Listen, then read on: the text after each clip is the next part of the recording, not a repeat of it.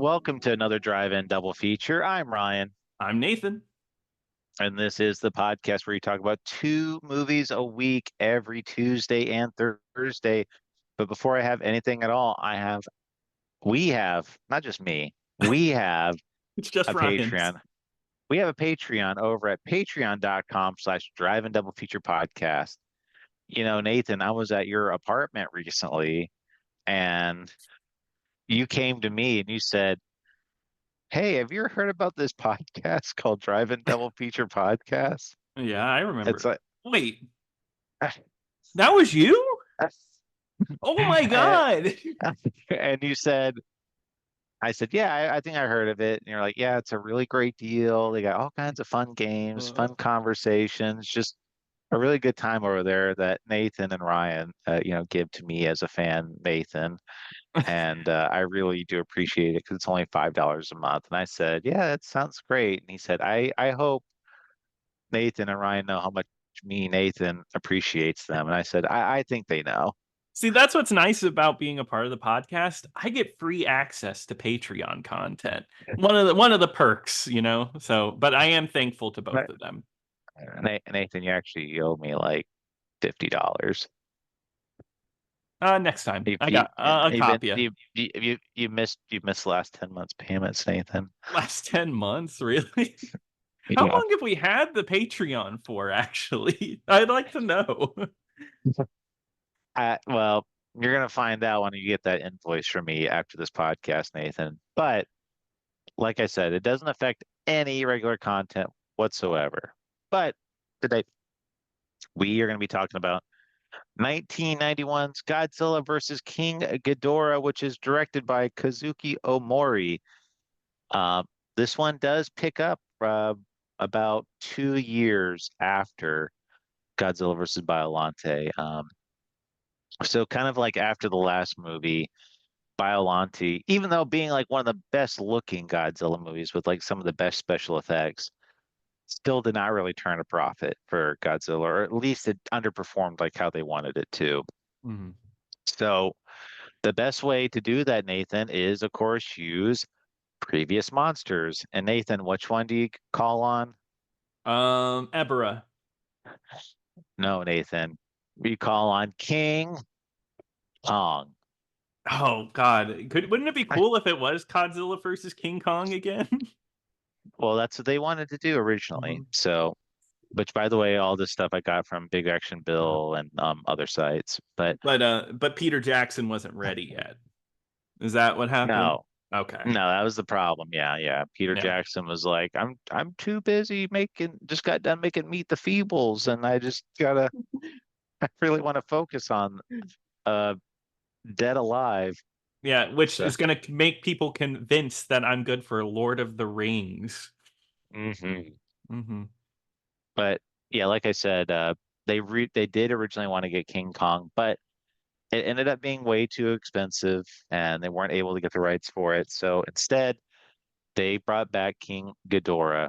Um, Good choice. this one's yeah, so it's pretty much Godzilla's biggest foe ever in the previous Showa series, which you may remember that he was a monster from outer space that came to Earth and was kind of being controlled by these aliens at one point, and then taking control of Monster Island, where all the monsters teamed up and killed Ghidorah. Like that's how Ghidorah like left the series, like in the timeline wise. Hmm.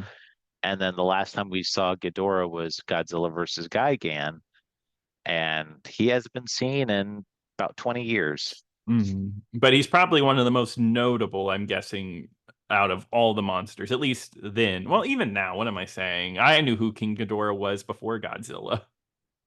Yeah, and they do make some changes to King Ghidorah in this one. He does have a noticeably different look to him. Like his body type is still pretty much the same, but he's got rid of his like hair. He's got longer horns. Hmm. And the Nathan, actually the thing that like kind of like hurt me was that they changed his roar. Yeah, I know how much you liked his roar. Yeah, like the Uh-huh. and so they changed that totally, which really kind of was just like like it just it just sounded very generic, and I'm just like a roar that we've heard before. So I was Yeah, just kind of where like the I was a old little one bummed made him out about it. sound like futuristic, right? Yeah. Yeah. So this something a little different, I guess. But anyway,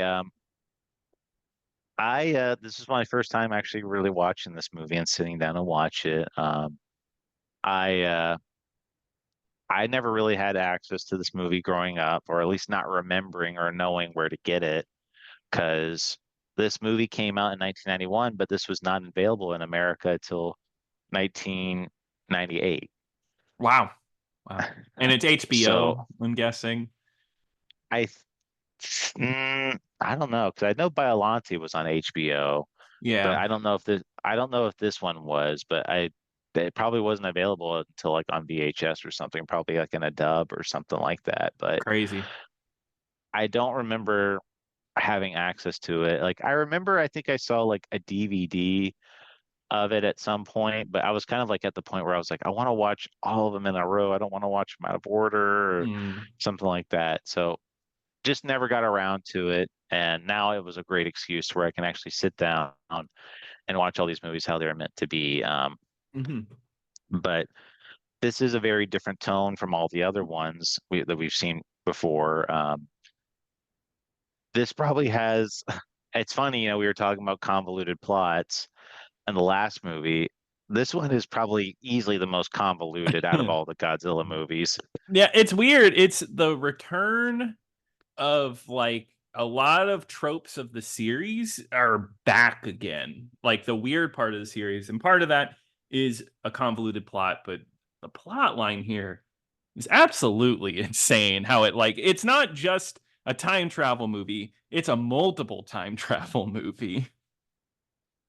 Yeah. So how this movie kind of starts is that Godzilla kind of returns back from the dead. He's been laying dormant this Mhm. whole time from Godzilla versus Biollante, and these people from the future show up and are basically just like, "Hey, like we came back here in time. We're from like a time in the world where Godzilla has kind of destroyed Japan totally, and we're here to kind of help you guys out to kill him."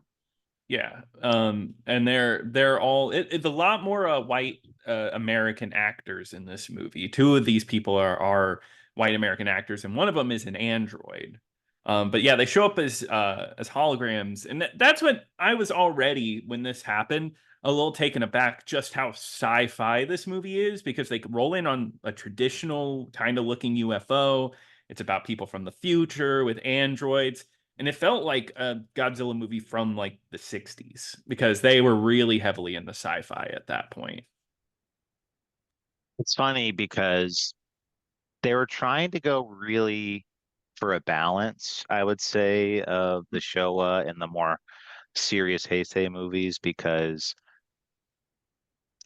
when you actually interview like the director of this movie, Omori, eh, he was kind of like taking them to like, the Godzilla movies from back in the day where they like these really silly kids movies and that Hmm. they were not they were not really what he wanted to direct because so I mean this is kind of jumping ahead. So Ghidorah in this movie is actually a product of radiation. Like he's not actually like Ghidorah from outer space. He's not an outer space monster Yeah. in this one. He's a product of radiation. And what happens is that the director of this movie, they're like, because Tanaka, the original producer, like he finally sits out of producing these movies where because he's just at this point he's in his 80s, he's got all these health problems. But one of his last suggestion was like, okay, well, if the last two movies where we kept it super serious didn't really work out, why don't we kind of go to more of like a lighthearted nature to where it was before?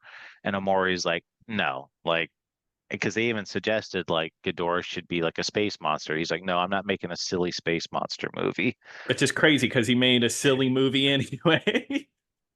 It's a pretty like it's a very campy movie. Like this is probably Yeah. like the most of the three that we've seen, like the most closest, like you said, to the Showa era. Yeah. Yeah, actually that's crazy that you say that because well for one, I actually thought it was directed by somebody else. Like I looked up the director after the movie because I just felt it was so different.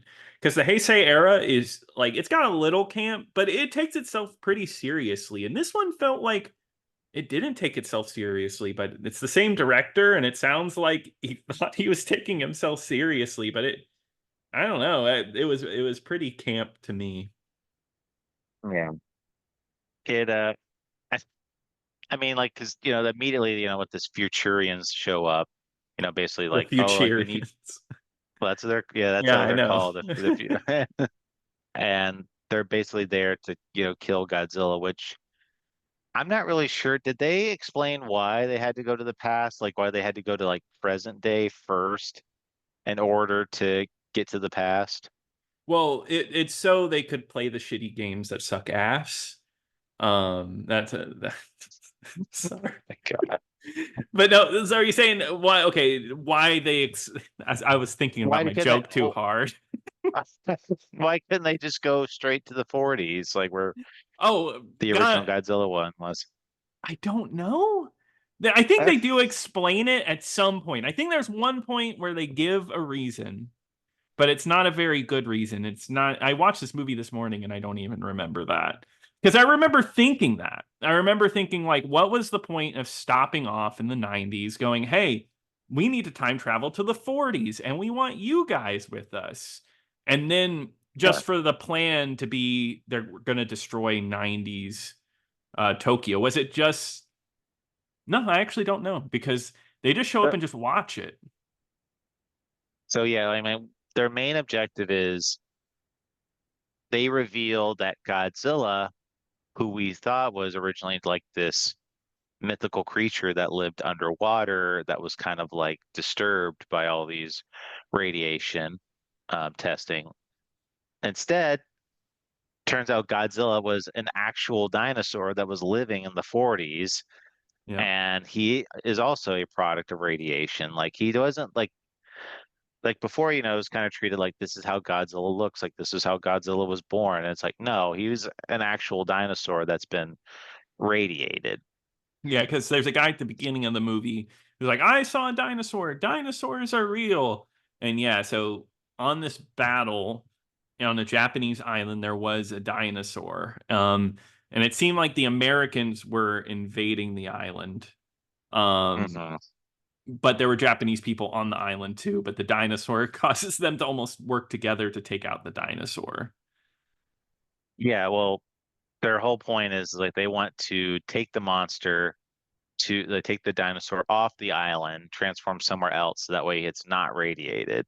So that way Godzilla is never created. Exactly. Um, but at this time, there was a little bit of controversy for this movie. So, like you said, like this movie does take place for a little bit in world during World War II time, Hmm. where it's like you have like these Japanese soldiers they're defending this island, and these American soldiers are coming aboard and like trying to take control of the island, but instead it's like the dinosaur shows up and it like starts stomping and killing like all these American soldiers and whipping it with its tail, that sort of thing. And Yeah. then the American army is able to subdue the monster by shooting it and a bunch, and the monster is just kind of left bloodied by the end. Yeah. Yeah. But we have to bring up that all the American actors in this movie, horrible as usual. Terrible, terrible. I so the funniest part to me was like that one major or whatever in this Hmm. movie. He had such a voice. Like Yeah. I'm trying to think of a nice way to say this. He's very Uh sounded very effeminate. that's Let's what I just was about say, to say. Yeah, very like, effeminate. like he's just like we got like what are you so scared of? A bunch of little green men, Yeah, it's like so it's so funny. Oh my god. And he's not that's not his only time because I thought that was going to be a one-off scene because the joke is like oh, you can never tell anybody about this. And like maybe you can make a story about it later. And it's like Lieutenant Spielberg, and it's Hmm. so stupid. Uh, Yeah, very dumb. but kind of funny. You know what? They shot for it. I'm glad they tried it. If I had an idea like that in a movie, I would just do it. I'd be like, you know what? I I will like never live down not doing it. I am gonna make Lieutenant Spielberg a movie. Like I'm just I'm gonna put it in here. But yeah, like no. or like, oh, nice to meet you, John Ford, or whatever. Like John Ford was Yeah, in the military.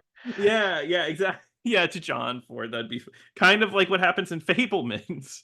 Uh, Yeah, right. but but yeah, no, those characters pop up again, and it's so bad, but it's kind of funny.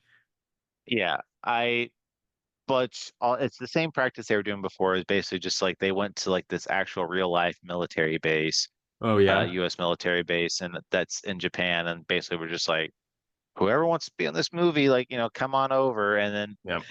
because even like the main guy, that major, he was kind of like this guy that was just like, I think they said he was like, like he worked for them, or he was like, I think he said like a practicing like Mormon missionary too.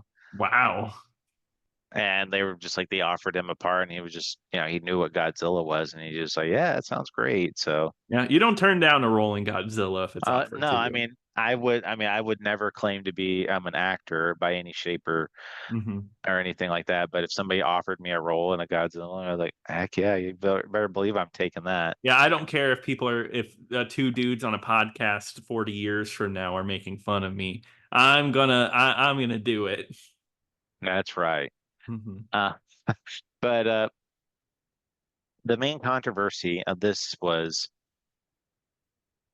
it was kind of seen as anti-American to have the Godzilla dinosaur stomping and killing American soldiers, Hmm. and that they kind of saw it as like this very anti-American thing, and that they had to basically say like, no, like all the American soldiers in this movie were having a great time. They thought it was fun to getting squished by Godzilla and everything like that. But I just didn't even like think of that honestly, because I read, I heard that after I watched the movie, because I watched the movie Hmm. first, and then when I was watching the video, Big Action Bill made, I was just like, I didn't even like that. Never even never even crossed my mind, honestly. No, I mean I just saw a bunch of dudes getting squished by a dinosaur. I didn't even think like, oh, why would they do that to Americans? Everybody gets killed by Godzilla. Japanese, white people, everybody. It doesn't matter. I guess the one time maybe I noticed something odd wasn't even that scene. I guess is the idea of the movie, because the reason they want Japan to get destroyed is because Japan becomes too powerful. Like Japan becomes the most powerful nation in the world, and in the end of the 21st century, all nuclear weapons are illegal, and like they become, I think they destroyed them or something. But Japan is so high at the top that they become the supreme power. So it does have this idea that Japan is the best, the greatest, and will be the greatest. But on it, that's not like that offended me or anything. I'm watching a Japanese movie. That was the part that kind of had me like, okay, like calm down. Yeah. But Like I understand that you guys are a very prideful country, but like to be yeah. like, oh yeah, like we become like Japan becomes the number one superpower, and we want to take them out. Yeah, So that's a bit silly, but I wouldn't say I was offended by any means. no, I wasn't offended. I just thought it was kind of like a little bit eye rolling inducing. But Yeah. anyways, yeah, it's kind of revealed that the Futurians were betraying them this whole time, and then there's a scene where they're trying to get away from the android of the group, which is MS-11, and there's a scene where he's running, I mean, it's obviously looks like the trying to look like the Terminator, but it does not look great. But Yeah. it looks very silly. It's crazy because this movie came out the same year as the Terminator, but it's definitely doing the Robert Patrick like Terminator chase scene. It looks so. I'm surprised how bad the green screen effects are in this movie. They are horrible. Also, the android in general, that actor is awful. Okay. Yeah, okay. And like at the end of the movie, he like distracts somebody. I forget what he says, but it's just like the most unrealistic exchange. Um, he that the guy that plays the android, apparently he still like goes, he's like a regular Godzilla conventions, Oh, and I'd love to meet he him. still he still speaks really fondly of the series. Oh, So cool. that's That's pretty really cool. cool. Yeah. There's other like really silly scenes too where they have like they're using like a jetpack and it's like doing like the really funny, and they're like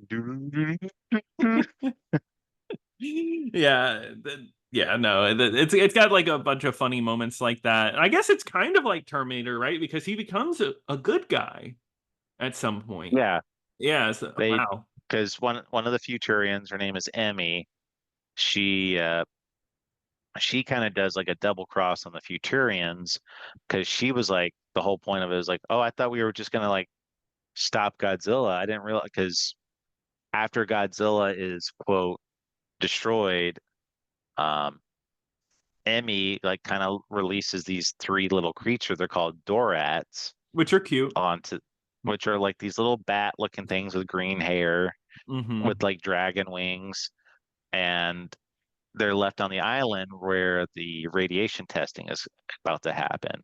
Mm-hmm. So, like I said, like those three, I guess they're bombed to hell by these radiation Yeah. blasts, and they turn into King Ghidorah, and the Futurians are able to control Ghidorah, and they have him cause havoc throughout Tokyo, and they're basically just like, okay, well, we're going to destroy Tokyo now, and then we're going to take fully control of it.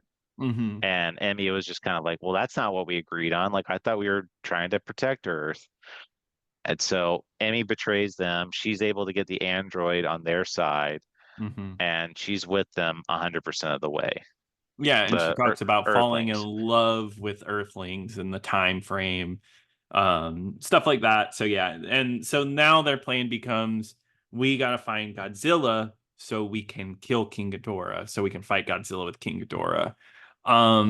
It's really cool.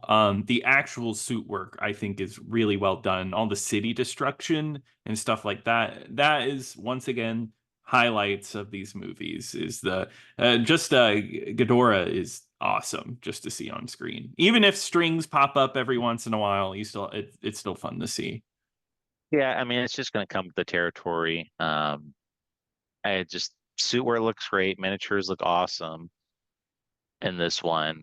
Um, just all around, like everything still like because they bring back the same effects team from the Hmm. last movie, even though they did get a little cut in their budget, but they uh they still have really top tier effects for all these practical movies.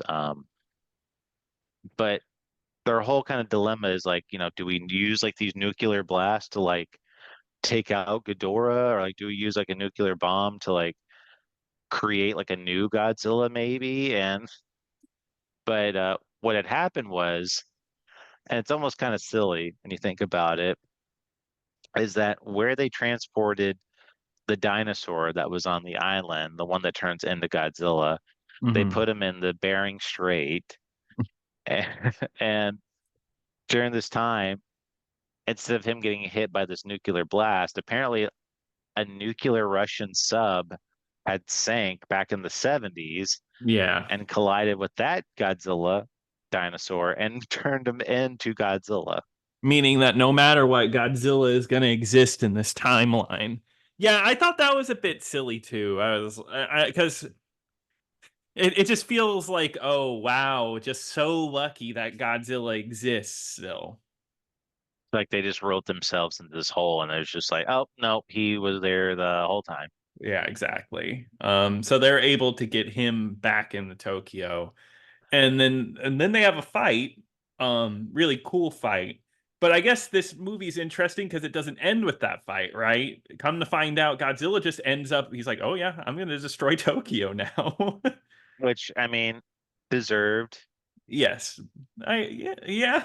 At this point, I mean, they were trying to kill him at this uh-huh. point, so he was just basically just like, okay, well, because the Futurians are killed. They break into their ship, and they're able to have Godzilla, like they transport the ship over to where Godzilla is, and Godzilla blows up the ship, Mhm. killing all the Futurians.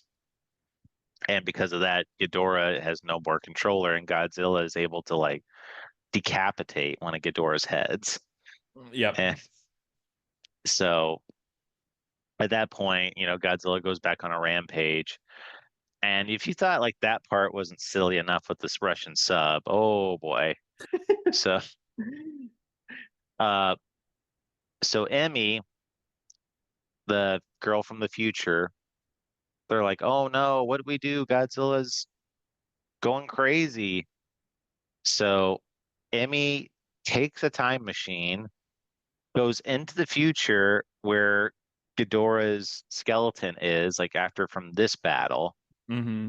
and brings the skeleton and like they mutate it and they rebuild Ghidorah and put him in a mech suit. So the head that was chopped off by Godzilla is now a mecha head. So now it's Mecha King Ghidorah. Yeah, Mecha King Ghidorah, and is now technically the good guy of the movie because Emmy controls it to fight Godzilla. Yeah, we're talking about it. How convoluted is that it becomes like a bad guy switch, and then we got the bad guy becoming the good guy through becoming a mechanized version. It's so bizarre. It's kind of fun. I wouldn't say it's not like entertaining, but it's just kind of like, wow, this is so silly coming from the last two movies. It is. It's very silly. And the Godzilla fan of me, I'm like, I didn't like seeing a King Ghidorah. Oh, I get it. I get it. I was like, that defeats the whole purpose. King Ghidorah should only be bad. No, no, not here. But he has time in another movie to become bad. Maybe.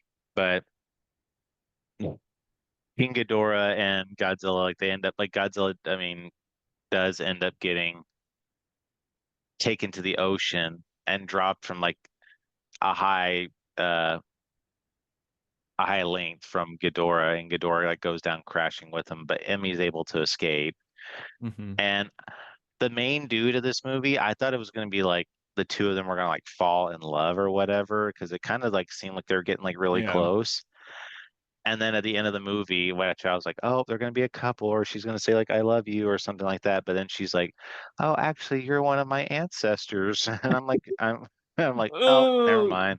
yeah. And that's when the guy goes, oh, God, oh, no. Oh, no. But we already had sex. Oh, God. That'd be like Turns out Emmy, Futurama. yeah, Emmy is like his daughter, His so daughter crazy and like his that. ancestor. Yeah, Something like that. Um, no, yeah.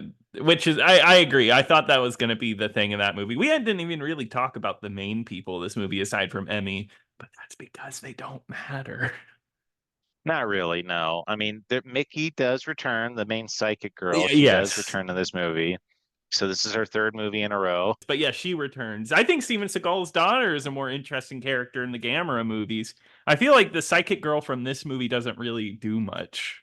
But yeah, she does like absolutely nothing in this movie. Hmm. She mentions like, oh, I could feel Godzilla's like still alive somewhere. And that's Yeah. about like her only contribution to the movie because Emmy is like the main female protagonist in this one. Yes. Yeah. Um, yeah, like they said, the only other notable human is the guy Shindo, which is like this old businessman, Hmm. and it's revealed that he was one of the soldiers on the island when the dinosaur was there. But you're thinking, okay, like this is supposed to be like in the 40s, so it's in the 50s now, so it's like 50 years have passed since Hmm. World War II. And this guy looks like, he's like in his 50s, 60s or something like that. And then like when you Yeah. see him, he doesn't look like he's aged since when he was an old man. And I'm Yes. like, he should be like 20 something He here. should be way younger. Yeah, Or I thought the yeah, same thing. or like he's like just out of high school or something. Like he should be like super young looking. Like they should have Yeah. gotten a younger actor for this. But they use the same actor, and it's just like, okay, well, that's doesn't look believable at all. Just put like a wig on Um, him or something. yeah. One nice thing about this movie is that Akira Ikefube, the famous composer, the one who did like all the other like really famous Godzilla scene, he comes back and composes this Mm, movie. that's good. That yeah, because I noticed like the normal Godzilla tone was here. I just didn't know if they were using the theme or not. Yeah. It's I it's a very refreshing, I like the music in this one. I thought it was pretty decent. I agree. Yeah, it was good. Um, but overall, they kind of say that I I think this movie ended up being, I have to look, but I think this movie ended up being like not exactly what they planned for again. So, they kind of keep going back into the well. I think they How do end up they selling keep? like 2 million. What? Why do they keep making them if they keep failing? Oh, people just they really want to see it because okay, yeah. So this is just in Japanese. Their budget was 1.5 billion and their box office was 1.4 billion. Oh, okay, gotcha. So not like So that much of a failure. not a huge one, but underperformed. Yeah. So, but everyone's it. I remember like this one for me after seeing all this, I liked it. I thought it was pretty fun. Yeah. It's probably been like my favorite one so far out of the three. Hmm. Um, I I'm a big fan of the campy Godzilla, and this seemed like the closest thing to it. I'd like that they had like the old like evil alien plot line where they like pretend to be good guys, but they're not. Hmm.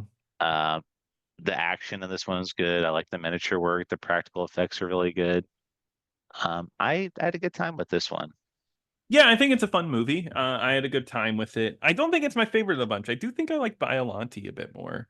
But I do like a return to campiness. I think it was a nice silly watch, which I can appreciate. I didn't have to watch a depressing Godzilla movie or something. No, I thought it was a neat surprise. That's the way I'll put it, because I was not expecting a 90s Godzilla movie to be this goofy. So yeah, I'd say it's a recommend. So you'd say it's a goofy movie? An extremely goofy movie, even. Hmm. Mhm. Goofy a movie. Mhm. Well, I think that's going to do it for this one, Nathan. So, Nathan, what are we going to be talking about next time? All right. Well, next time is actually a recommendation. I got a specific request from my father to do a movie on Oh this. my God. Yeah, it's one that he watched recently, and he's like, "You guys have to cover it." So we are going to be talking about the Velocipaster, which is streaming right now on Prime Video and Tubi. Oh my God. I've heard of that Uh, one for the longest time. Me too. So it's So, time to watch it. no, your dad is a pastor. Is that why he likes this movie? Yeah, yes. Yeah, well, I don't know if he liked it, but well, we'll save the Oh, well, yeah, story well, for I'm getting next ahead of time. myself. I'm Yes. sorry. So, you'll explain this fully on the next time.